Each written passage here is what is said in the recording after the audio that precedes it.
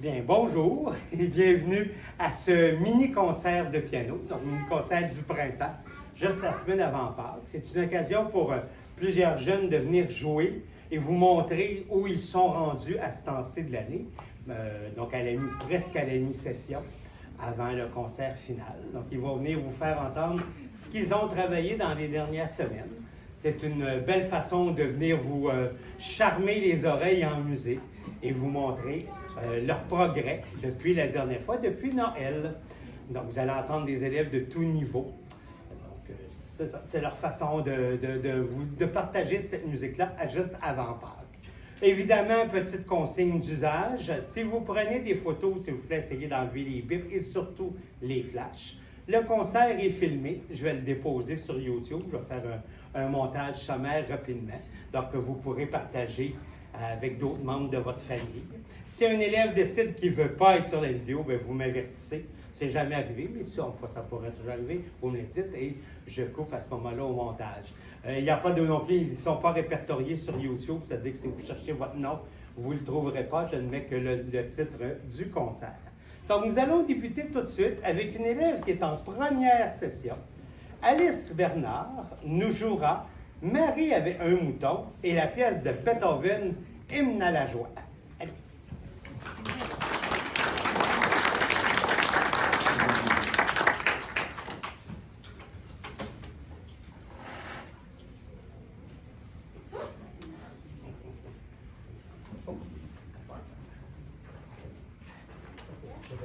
Mais moi, je vais faire un peu de...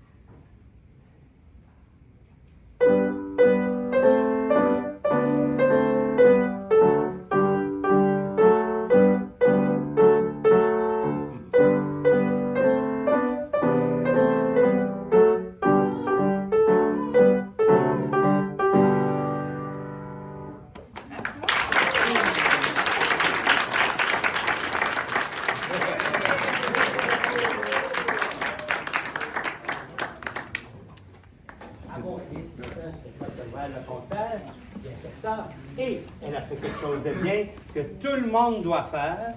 Quand on termine notre pièce, on doit faire un salut, sous peine de se faire ramener en avant si on a oublié de le faire. D'accord? Donc, tout le monde est au courant maintenant. Nous continuons maintenant. Nous entendrons un élève de deuxième session, Édouard Lévesque, nous jouera Le pauvre Will, ainsi que la pièce La balançoire, deux pièces de Francis Scott.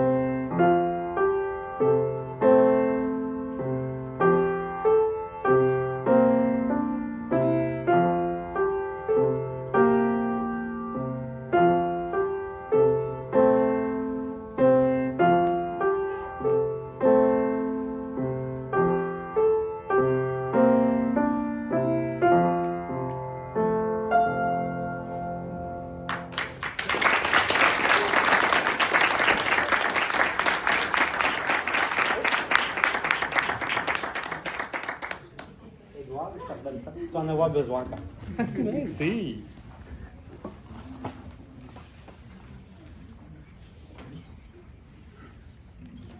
Tu entendras maintenant une élève qui est en 4e session. Est-ce que c'est la fête de quelqu'un aujourd'hui? Ici, non. Est-ce que c'est la fête de quelqu'un bientôt? Ah! Il y a quelqu'un là qui ça va être sa fête. Bon, on va te souhaiter bonne fête. Léa Gendron va nous jouer comme pièce Bonne fête. Ainsi qu'elle va nous jouer la pièce de Alfred, Mon cheval brun. Léa Gendron.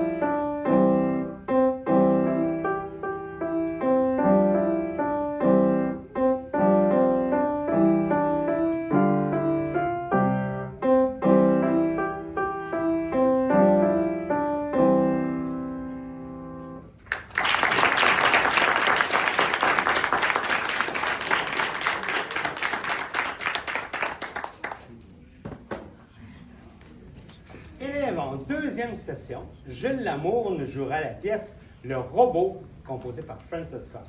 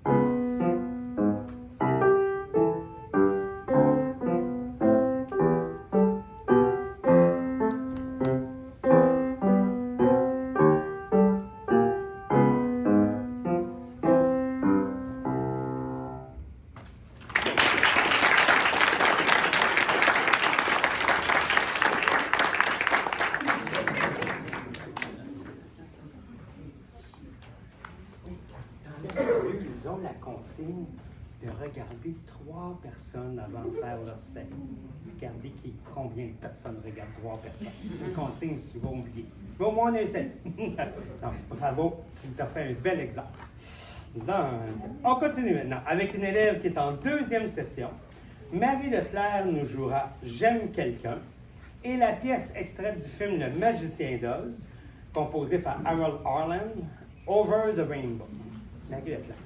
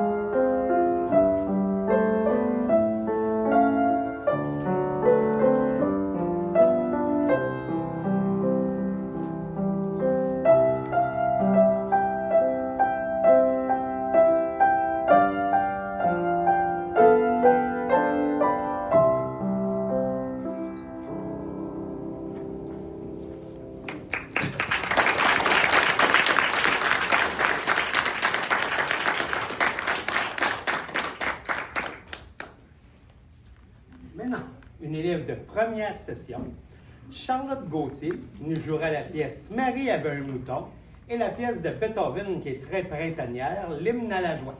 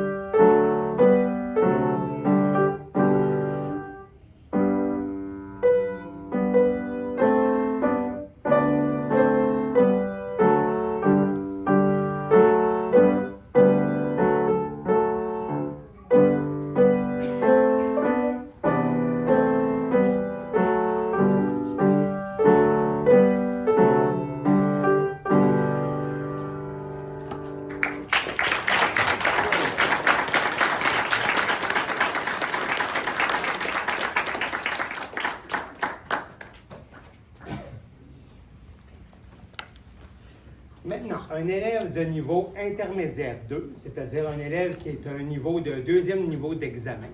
Donc, parce que les élèves, au mois de mai, après le concert final, les élèves, après le concert final, les élèves avancés sont invités à passer, ceux qui le veulent, les niveaux d'examen. Un niveau d'examen, en quoi ça consiste? Bien, c'est d'abord de faire des matières théoriques. Donc, ils ont de la théorie sur les divers aspects théoriques de la musique, selon leur niveau. Ils ont aussi ce qu'on appelle du solfège, c'est-à-dire qu'on leur donne un texte et ils doivent le chanter, et sans s'aider du piano, simplement qu'en disant les notes. Chanter, de la dictée musicale, où on joue quelque chose, on joue quelques notes. Pour les élèves plus avancés, il y a plusieurs notes. Donc, les débutants, on leur joue 3-4 notes, ils doivent trouver quelles sont les notes à partir de points de repère. Et les plus grands, bien, eux, doivent écrire, comme une dictée, comme on ferait avec un texte. Ils ont ça. Ils ont aussi, bon, de la lecture à vue, de la technique aussi, des gammes, des arpèges, pour voir si leur technique va bien. Et ensuite, ils ont des pièces à jouer. Ils ont 5 pièces à jouer, habituellement de mémoire. C'est pour ça que vous avez vu, il y a plusieurs élèves qui jouent par cœur, parce que la mémoire, ça se travaille. Et puis non, mémoriser un texte musical, c'est, bon, pas complexe, mais c'est comme mémoriser un poème. Il faut le travailler, mais ça vient. Ça aide à l'interprétation. Donc, c'est pour ça que les concerts, ça va nous faire pratiquer tous ces aspects. Donc, nous allons entendre Samuel Fortin, qui est un intermédiaire 2, qui nous jouera la pièce de Bette Midler, qui vient du film The Beaches, The Wind Beneath My Wings. Et comme deuxième pièce, il nous jouera la pièce de Robert Schumann, intitulée Le Cavalier farouche. Samuel.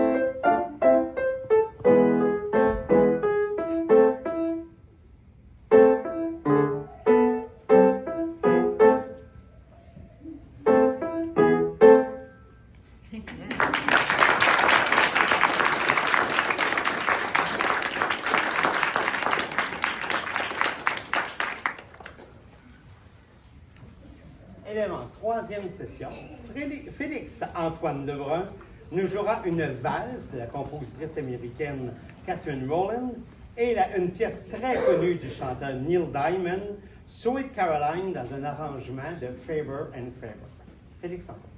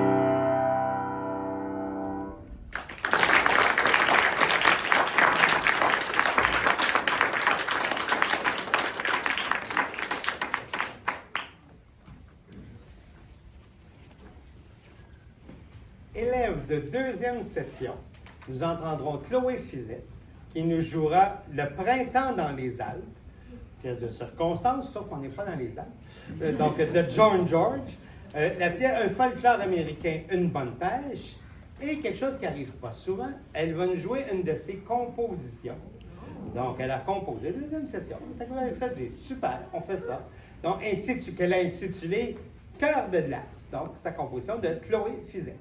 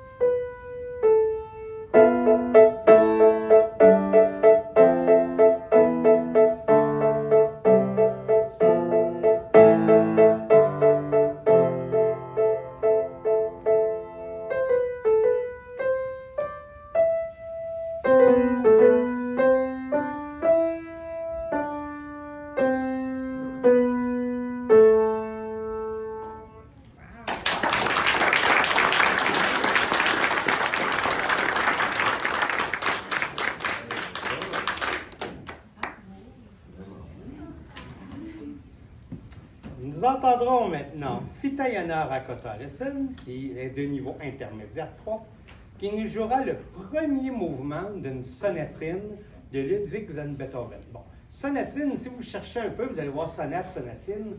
À l'époque, parce qu'on se demande pourquoi les compositeurs utilisent toujours les mêmes noms, c'est qu'il faut se dire qu'à l'époque de Beethoven, ou même de Bach, quand on compose une pièce, on n'essaie pas de décrire une peinture. On n'appelle pas les pièces selon ce qu'ils nous font penser, ou du moins rarement. Ça commence avec Beethoven, mais plutôt sur la forme. Donc, c'est un peu comme si vous êtes tous les livres s'appelaient tous des romans. Donc, roman 1, roman 2, roman 3, et vous ne leur donnez pas de titre, il n'y a rien que c'est d'eux, parce que l'idée n'est pas de vous donner une image de ce dont ça parle, mais au contraire, de faire sonner l'instrument. D'ailleurs, le mot sonatine vient du mot sonner. Les pièces, comme les sonates et les sonatines, sont composées un peu comme un livre en chapitres. Donc, vous avez plusieurs mouvements, mais c'est plus comme un recueil de nouvelles, parce que chaque pièce, dans une sonate, habituellement, il y en a 3. Il n'y a pas de rapport entre elles. Il n'y a pas de note commune, il n'y a rien, c'est pas la même mélodie. C'est vraiment 3 pièces indépendantes qui peuvent être jouées, comme dans un recueil de nouvelles, dans un roman. Donc, ce que Fitayana va nous jouer, c'est une sonatine. Si vous écoutez, vous allez voir, il y a comme 2 personnages. Vous allez entendre dès le début 2 personnages, et c'est eux qui vont se promener durant toute la pièce. Donc, nous écoutons Fitayana Rakotaresen qui nous joue le premier mouvement d'une sonatine de Beethoven en fa majeur.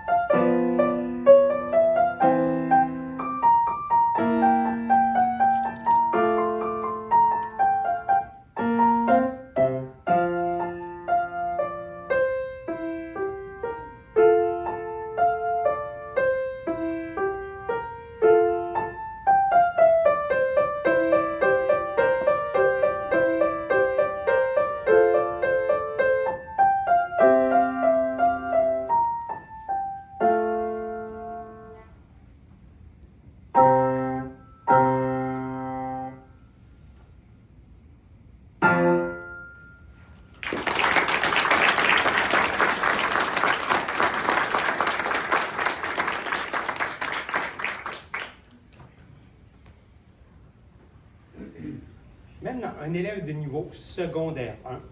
Benjamin Pierson nous jouera lui aussi une sonatine, mais d'un autre compositeur, le premier mouvement d'une sonatine en fa majeur de Anton Diabelli, et suivi d'une pièce de Robert Schumann, le même compositeur que Samuel nous a joué tantôt, d'ailleurs qui vient du même cahier. C'est un cahier que M. Schumann. Lui, il donne des titres à ses pièces parce qu'on est à l'époque romantique. Et à cette époque-là, on donne des pièces comme dans des peintures. Parce que vous savez, on parle de peinture, vous savez que, exemple, Leonardo da Vinci, il n'a jamais appelé la Joconde la Joconde. C'est pas lui qui a donné ce nom-là. Lui, c'est une femme. Donc, qui a peint. C'est par après qu'on a donné les noms. C'est pour ça que dans certaines pièces, ça arrive des fois. Donc, il nous jouera une pièce du même cahier, intitulée L'Album pour la jeunesse. Il nous jouera une pièce intitulée Premier chagrin. Donc, Benjamin Pierson.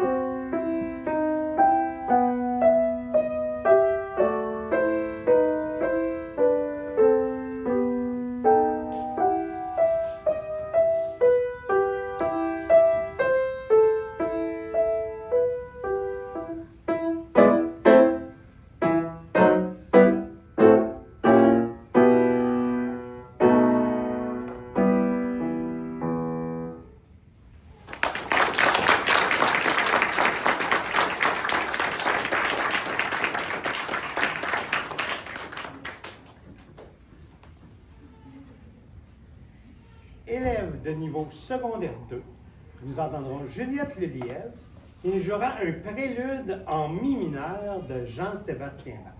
Jean-Sébastien Bach, c'est un compositeur de l'époque baroque.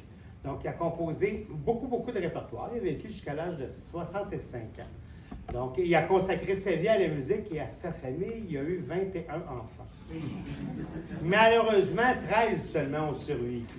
Il a eu, sa première femme est décédée justement en donnant naissance à un de ses enfants. Il s'est remarié une deuxième fois avec une musicienne aussi et une chanteuse, mais évidemment, dans ce temps-là, on ne faisait pas carrière. Les femmes ne faisaient pas carrière en musique, c'est les hommes. Donc, Bach a consacré sa vie à la musique profane, mais aussi à la musique religieuse. Il était organiste, claveciniste. Il n'a pas joué de piano, le piano n'existait pas. Il a entendu les premiers prototypes de piano, mais le clavecin est un instrument clavier de la même façon comme l'orgue.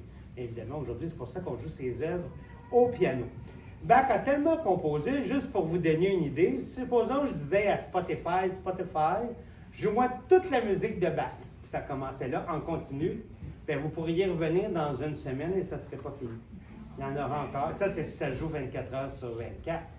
Imaginez. Donc, il a énormément composé. Et Bach a dit une phrase célèbre qui est « Quiconque travaillera autant que moi réussira ». Je ne sais pas si on va réussir autant que lui, mais c'est un beau gage que tout vient du travail. Donc, Juliette nous joue un prélude en mi mineur de Jean-Sébastien Bach.